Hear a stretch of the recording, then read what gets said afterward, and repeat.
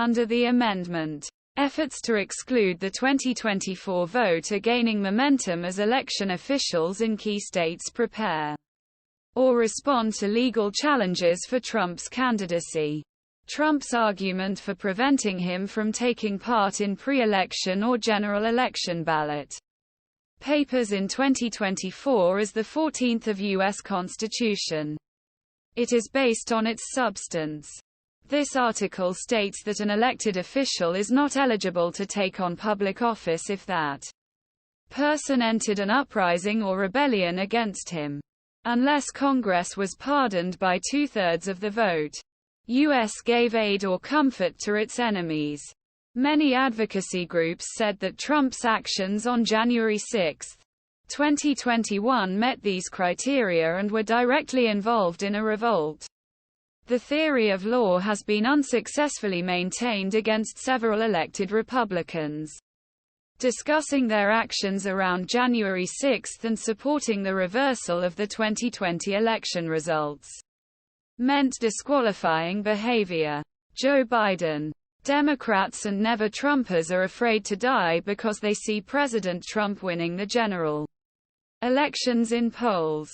Trump campaign spokesman Steven Chung told ABC News, "Those who pursue this absurd conspiracy theory and the political attack on President Trump are expanding the law beyond recognition, like political prosecutors in New York, Georgia and D.C. This effort has no legal basis." Retired conservative federal appeal judge J. After Baude and Paulsen's article. Joseph PreziosoAFP. Via File Now. Threats to sue Trump under this article are gaining momentum in many states, including New Hampshire and Arizona.